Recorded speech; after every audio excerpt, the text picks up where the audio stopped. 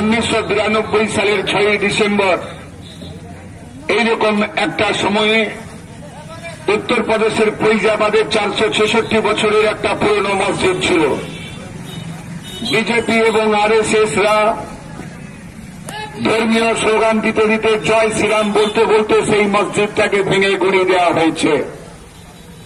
আমাদের দেশের সংবিধান অনুযায়ী আমাদের দেশ ধর্মনিরপেক্ষ রাষ্ট্র, যে যার ধর্ম পালন করবে, কেউ কারো ধর্মে আঘাত করতে পারবে না। হিন্দুরা মন্দিরে যাবেন, ভগবানকে ডাকবেন, মুসলমানরা মসজিদে যাবেন, আল্লাহকে ডাকবেন, খ্রিস্টানরা গির্জায় যাবেন, যিশুকে ডাকবেন, শিখরা গুরুদ্বারে যাবেন, তারা তার আরাধ্য দেবতাকে ডাকবেন। আমাদের দেশের সংবিধানে এই কথাটা লেখা আছে, কিন্তু অসভ্য বর্বর আরএসএস এবং বিজেপি সেদিন ওই মসজিদে গিয়েছিল পুজো করবার নাম করে। পুজো করবার নাম করে গিয়ে সেখানে মসজিদটাকে ভেঙে গুঁড়িয়ে দেওয়া হল। আর সেই মসজিদ ভেঙে দেওয়ার পরে শুধু একটা মসজিদ ভেঙে গেল তা না, গোটা দেশ জুড়ে সাম্প্রদায়িকতার আগুন জ্বলল। ফৈজাবাদ জ্বলল, কানপুর জ্বলল, লখনৌ জ্বলল, উত্তরপ্রদেশ জ্বলল, দিল্লি জ্বলল, মুম্বাই তাও তাও করে জ্বলতে থাকল। এই যে 92 সালের 6 ডিসেম্বর 20,000-এর বেশি মানুষ খুন হয়েছে, এই খুনের জন্য দায়ী হচ্ছে বিজেপি, এই খুনের জন্য দায়ী হচ্ছে আরএসএস। সেদিন ছিল 92 সাল, সেদিন সরকারকে বুঝতে দাওনি। পুজো আর্চা প্রার্থনার নাম করে তোমরা মসজিদটা ভেঙে দিয়েছ।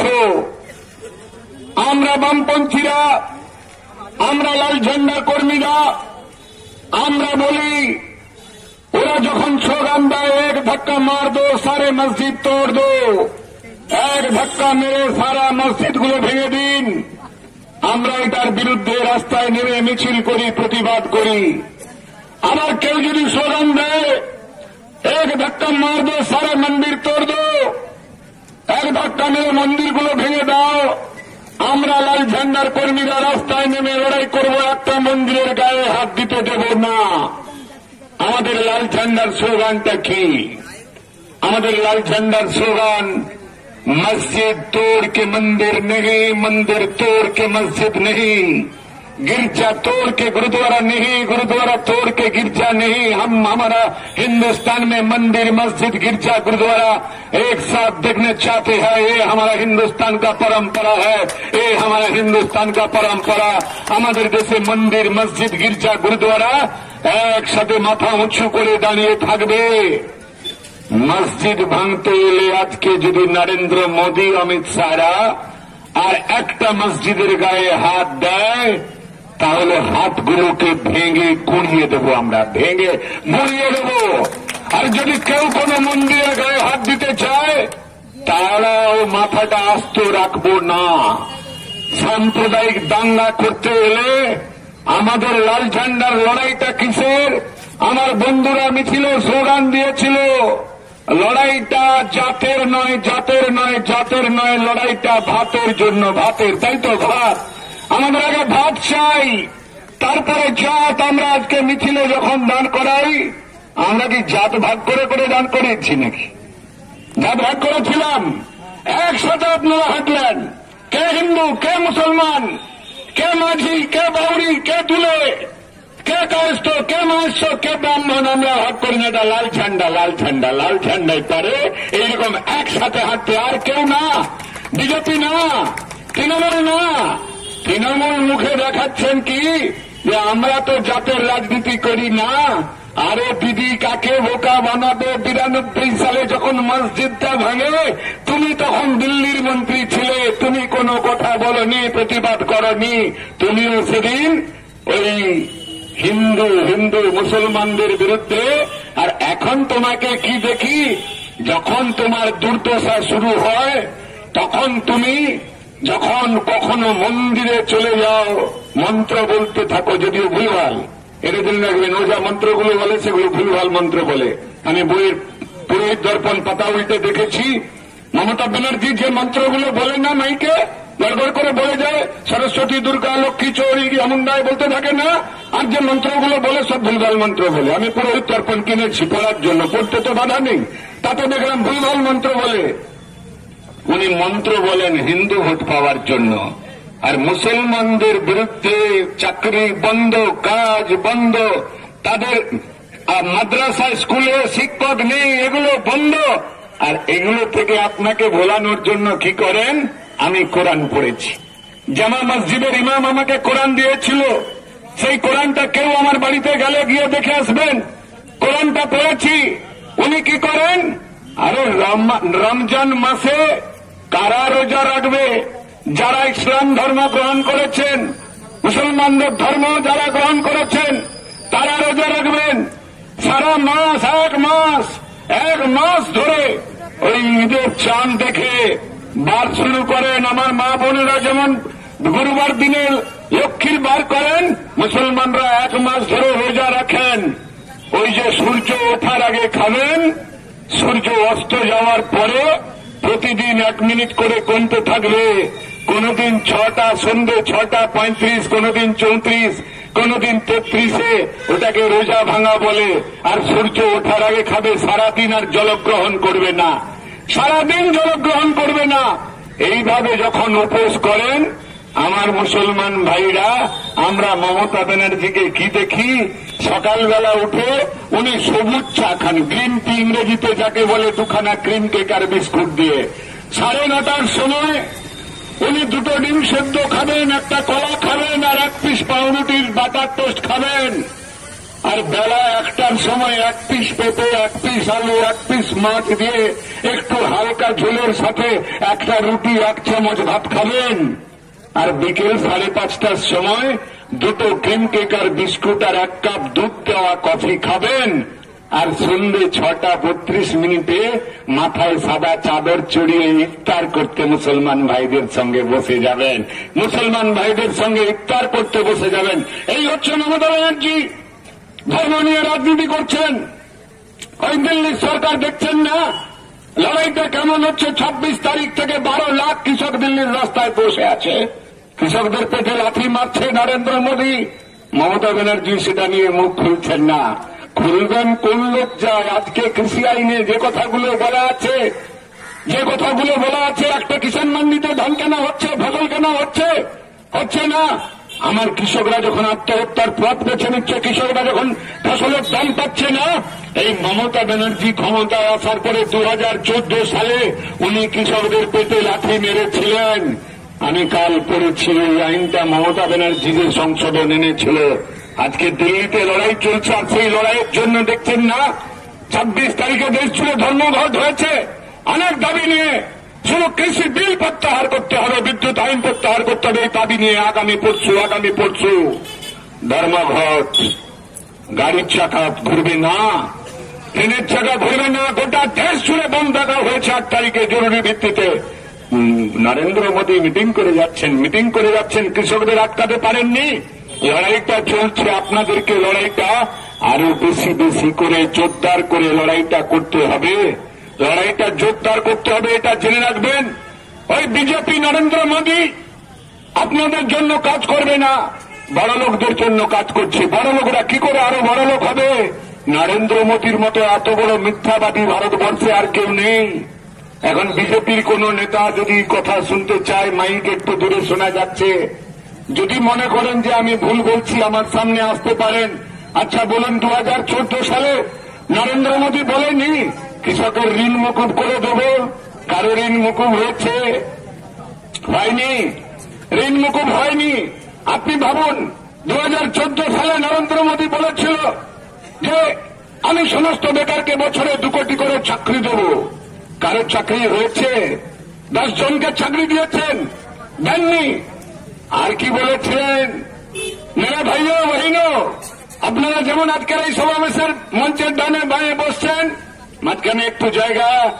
নরেন্দ্র মোদী বেনারসে মিটিং করছেন, আর সেই বেনারসের মিটিং এ উনি ডান দিকের লোকদের দিকে তাকিয়ে বলছে, ভাই সাহেব আপনার ব্যাংক মে খাতা হ্যায়? খাতা মানে হিন্দিতে খাতে বলে, আর বাংলায় হচ্ছে ব্যাংক অ্যাকাউন্ট। আপনার ব্যাংকে অ্যাকাউন্ট আছে? জিজ্ঞেস করছে ব্যাংক মে খাতা হ্যায়? তো কিছু লোক বলছে হ্যাঁ হ্যায়। আরে ভাই আপকা? তখন ওদিক থেকে কিছু লোক বলছে নেই, খাতা নেই। बोले भाई जिसका नहीं अभी जल्दी जाओ बैंक में लाइन लगाओ, खाता बनाओ। बोले बैंक अकाउंट खोलून।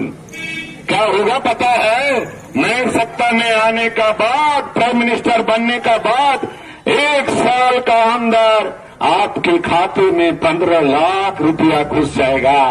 বলে আমি প্রধানমন্ত্রী হওয়ার 1 বছরের মধ্যে 15 লাখ টাকা সবার ব্যাংক অ্যাকাউন্টে ঢুকে যাবে। আপনাদের ব্যাংক অ্যাকাউন্ট আছে তো? ব্যাংক অ্যাকাউন্ট যাদের যাদের আছে হাত তুলুন। সবারই আছে। আচ্ছা, কারো ব্যাংক অ্যাকাউন্টে ঢুকেছে 15 লাখ? যদি কেউ ঢোকেন একটু মঞ্চে আসবেন। আচ্ছা, আপনারা লাল ঝান্ডার মিছিলে হেঁটেছেন, এই জন্য আপনাদের ঢোকেনি, তাই তো? আপনারা লাল ঝান্ডার মিছিলে হাঁটছেন, আপনাদের ব্যাংক অ্যাকাউন্টে কেন টাকা ঢুকতে যাবে? এই জন্য নরেন্দ্র মোদী দেয়নি। ঠিক আছে, ছেড়ে দিলাম। আরে ভাই, যারা ওই ইলেকট্রিক খুঁটির উপরে পদ্মফুলের ঝান্ডাটা বেঁধেছ, তোমার অ্যাকাউন্টে ঢুকেছে তো? যারা বিজেপির মিছিলে হাঁটছ, তার ব্যাংক অ্যাকাউন্টে ঢুকেছে তো? 15 লাখ না, 15,000 ঢুকেছে তো? আচ্ছা, 1000 ছেড়ে দিলাম, 1500 ঢুকেছে তো? 1500 ছেড়ে দিলাম, 15 টাকা ঢুকেছে তো? 15 টাকা ছেড়ে দিলাম। কোন বিজেপি নেতা কর্মীর ব্যাংক অ্যাকাউন্টে যদি 15 পয়সা ঢুকে থাকে, আপনি আমার সঙ্গে দেখা করুন আজ বিকেল থেকে। আর লাল ঝান্ডার মিছিলে আমি বক্তৃতা করব না, পদ্মফুলওয়ালা ঝান্ডার মিছিলে গিয়ে বক্তৃতা করব। গোটা রাজ্য জুড়ে এই কথাটা বলছি। কোন বিজেপির একটা বীরপুঙ্গ এসে বলতে পারল না, দেখুন আমাদের নরেন্দ্র দামোদর দাস মোদী বলেছিলেন আমার ব্যাংক অ্যাকাউন্টে অন্তত 15 লাখ হোক, না হোক অন্তত 15 পয়সা ঢুকেছে। তাহলে দেশের মধ্যে সবচেয়ে বড় মিথ্যাবাদী লোকটার নাম কি? দেশের মধ্যে সবচেয়ে বড় মিথ্যাবাদীর নাম কি জানেন তো? সবাই জোরে বলছেন না কেন? নরেন্দ্র মোদী। হ্যাঁ, নরেন্দ্র মোদী। এইরকম করে করে বলেন ঠিক ঠিক ঠিক, আমার জন্য হাততালি দিতে হবে না, দেশের সেরা মিথ্যাবাদীর জন্য হাততালিটা দিন। ওই রকম একটা লোক গোটা দেশটাকে বেচে দিচ্ছে, রেল বেচছে, এরোপ্লেন বেচছে, ব্যাংক বিক্রি করে দিচ্ছে, বিমা বিক্রি করে দিচ্ছে, আমাদের রাষ্ট্রের সম্পত্তি। ওই কিছু কুলাঙ্গার ছেলে, অলস ছেলে থাকে দেখবেন, 1 পয়সা রোজগার করার চেষ্টা করে না। বাবা কি রেখে গেছে, আগে বাবার জমানো টাকাটা বসে বসে খেয়ে খরচ করবে। কি করে? তাই করে না? বাবার জমানো টাকা শেষ হয়ে গেলে কি করে? জমি বিক্রি করতে শুরু করে। আরে 5 বিঘার তো 2 বিঘা বেচলাম, আরো 3 আছে, আরো 2 বেচে দিল, বলে আরো তো 1 আছে, 1 বিঘা বেচে দেবো, আরে কালাবাড়িটা তো আছে, এদিকে শসা লাগাবো, এদিকে করলা লাগাবো, এদিকটায় কচু লাগাবো, তারপরে কালাগাড়ি বিক্রি করবে, তারপরে গোটা বাড়িটা বিক্রি করে বলবে এই বাড়িতে থাকার চেয়ে ভাড়া বাড়িতে থাকা ভালো। ভারতবর্ষের আইন অনুযায়ী বাপের সম্পত্তি ছেলে বিক্রি করতে পারে, তাই তো? ছেলে বিক্রি করতে পারে। আমার বাবা যে সম্পত্তি, যে জমি রেখে গেছে, আমার অধিকার আছে, আমি সে জমি বিক্রি করতে পারবো। কিন্তু নরেন্দ্র মোদী জেনে রাখো, ভারতবর্ষের সম্পত্তিটা তোমার বাবার সম্পত্তি না, তুমি এই সম্পত্তি বিক্রি করতে পারবে না। আর এই সম্পত্তি বিক্রি করতে হলে যেমন লড়াই চলছে, লড়াইটা চলবে, লড়াইটা চলবে, এই লড়াইটা গোটা দেশ ছুড়ে। আপনারা এখানে আজকে কয়েক হাজার এসেছেন, দিল্লিতে 12 লাখ কৃষক, 12 লাখ কৃষক দিল্লিতে খোলা আকাশের নিচে বসে আছে। আমার দাদিরা, ঠাকুমারা রুটি বানাচ্ছে তাদের জন্য, ডাল বানাচ্ছে, খাচ্ছে, খোলা আকাশের নিচে আছে। নানান জায়গা থেকে লোক আসছে, লঙ্গরখানা চালু করে দেওয়া হয়েছে। লড়াইটা চলবে। নরেন্দ্র মোদী জমি বেচতে এলে, দেশের সম্পত্তি বেচতে এলে নরেন্দ্র মোদীর হাত মুচড়ে ভেঙে দেওয়ার জন্য ওই দিল্লিতে কৃষকরা তৈরি হয়েছে। প্রধানমন্ত্রীর বিরুদ্ধে লড়াইটা করতে হবে। আর এইরকম একটা যখন লড়াই হচ্ছে, তখন মমতা বন্দ্যোপাধ্যায় কি দেখছি আমরা? আমাদের লড়াই টিভির পর্দায় নেই, টিভির পর্দায় লড়াই নেই। টিভির পর্দায় কি ওই আপনাদের এখানে এসেছিল কি নাকি? আরে দল টল গেল কোথায় রে ভাই? আমি বলছিলাম একটা টেলিভিশন চ্যানেলে বসে, আরে ভাই দলটা কেমন হয়ে গেছে, সার্কাস পার্টির মতো। সকালে নন্দীগ্রামে একজন ক্যাবিনেট মন্ত্রী মিটিং করছে, সে গালিগালাজ করছে তৃণমূলের মন্ত্রীদেরকে, আমাদেরকে গালিগালাজ করেনি, আগে গালিগালাজ অনেক করেছে। সেদিন কি দেখলাম গোটা বক্তৃতায় তৃণমূলকে গালিগালাজ করছে, বিকেলবেলা আরেকজন মন্ত্রী এসে গেল, সে দেখি গেল। সকালে যে মিটিং করছে সে বলছে, সেখানকার লোকরা কি স্লোগান দিচ্ছে, আমরা সবাই দাদার অনুগামী। বিকেলে আসছে দিদির অনুগামী, দাদার অনুগামী, দিদির অনুগামী চলছে। এটা পার্টি নাকি? আর কি মমতা ব্যানার্জি কি ডাক দিয়েছে, বলছে দুয়ারে সরকার। তো দুয়ারে সরকার, আমি গ্রামের ছেলে, আমাকে থেকে থেকে হয়তো আপনাদের মনে হবে আমি বোধহয় শহরের ছেলে। হ্যাঁ, অনেকদিন দিল্লি থেকেছি সংগঠনের কাজের জন্য, কলকাতাতেও থেকেছি। আসলে কিন্তু আমি একেবারে এক হাঁটু কাদা মেরিয়ে কাদা স্কুলে যাওয়া গ্রামের ছেলে, মাটির বাড়িতে থাকা গ্রামের ছেলে, এখনো আমার গ্রামে মাটির বাড়ি। তো দুয়ারে সরকার বললে কি মনে পড়ে যায় জানেন? আমরা ঘরে থাকি না, ঘরে থেকে যখন দুয়ারে আসি তখন একটা গান আমাদের মনে পড়ে যায়। গান একটা মনে পড়ে যায় না? দিদি বলছো না কেন? কি বলতো, দুয়ারে এলে তোমাদের সবার মনে পড়ে। ঘর থেকে যখন বেরো বাপের বাড়ি যাওয়ার সময়, বেরিয়ে যখন ঘর থেকে দুয়ারে আসো, তোমরা একটা গান গাও না, আমার যাওয়ার সময় হলো, দাও পিতা, এই গানটা গাও না? ঘর থেকে বেরিয়ে যাচ্ছে। আসলে মমতা ব্যানার্জি এখন গান গাইতে শুরু করছেন, আমার যাওয়ার সময়।